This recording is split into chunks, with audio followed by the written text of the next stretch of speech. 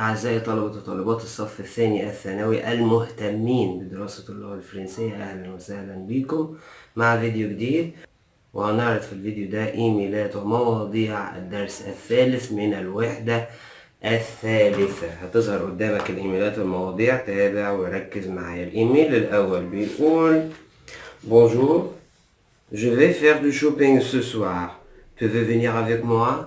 يعني أنا سوف أتسوق هذا المساء، أنت عايز تيجي معايا؟ السؤال التاني: Qu'est-ce que tu vas acheter؟ ماذا سوف تشتري؟ Quelle couleur tu aimes؟ أي الألوان أنت تحب؟ فالإجابة Bonjour. أنت رايح أنا رايح أتسوق، هتيجي معايا؟ راح قال له Bien sûr j'aime venir avec toi. Bien sûr بالتأكيد أنا بحب إن أنا آتي معك. إجابة السؤال التاني بقى: Je vais acheter ensuite des baskets et un pantalon. يعني السؤال كان إيه؟ السؤال كان ماذا سوف تشتري؟ الإجابة سوف أشتري سويت وحذاء رياضي وبنطلون. طيب إيه الألوان اللي أنت بتحبها؟ J'aime le vert et le blanc. بحب الأخضر والأبيض. الإيميل التاني: Salut, tu vas assister à la fête déguisée. يعني أهلا، أنت سوف تشارك في الحفلة التنكرية. Où va-t-elle être؟ Où va-t-elle être؟ être يعني يكون، يعني أين سوف تكون، يعني هتكون فين، يعني بسأل عن المكان. السؤال الثالث: Qu'est-ce que tu vas mettre؟ ماذا سوف ترتدي؟ الإجابات: Salut, je vais être à l'heure. شوف الكلام، je vais être يعني سوف أكون، à l'heure يعني في الميعاد. أيوة هكون في الميعاد، يعني أيوة سوف أشارك في الحفلة التنكرية وهكون في الميعاد. طيب فين مكانها؟ elle va être chez moi. هي سوف تكون عندي. elle va être هي سوف تكون عندي. السؤال الثالث: ماذا سوف ترتدي؟ الإجابة: Je vais mettre une robe à pois. يعني سوف أرتدي فستان منقط. الإيميل الثالث: Salut, qu'est-ce que tu vas faire le vendredi؟ ماذا سوف تفعل يوم الجمعة؟ Où vas-tu aller؟ Où vas-tu؟ أين سوف تذهب؟ السؤال الثالث: Quel sport tu préfères؟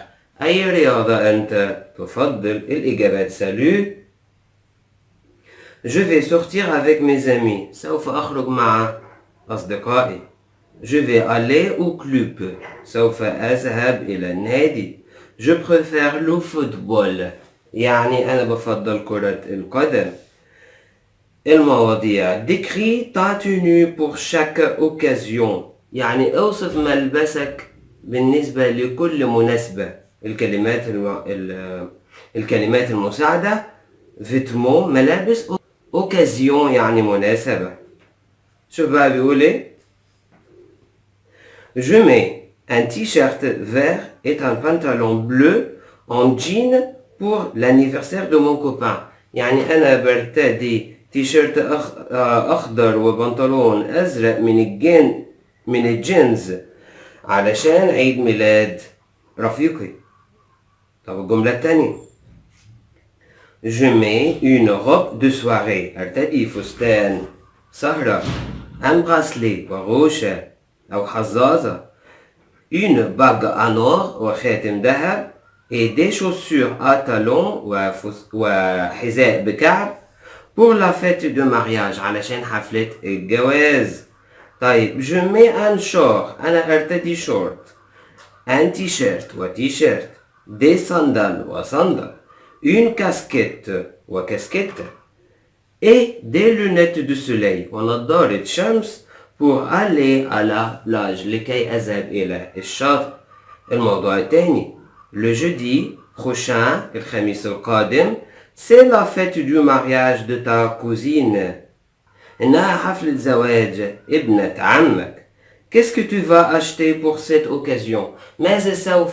ماذا سوف تشتري لهذه المناسبة؟ الكلمات المساعدة: tenue ملبس، chaussures يعني أحذية. شوف بيقول إيه: le jeudi prochain الخميس القادم C'est la fête du mariage de ma cousine ندى. إنها حفلة زواج ابنة عمي ندى.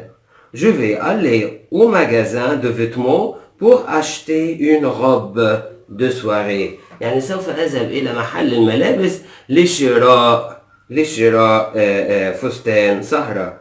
Je vais acheter aussi des chaussures noires à talons. يعني سوف أشتري أيضا حذاء أسود بكعب. Je vais mettre un collier en or. سوف أرتدي عقد من الذهب. Et je vais prendre mon sac noir. سوف أخذ حقيبتي السوداء. J'aime être très chic.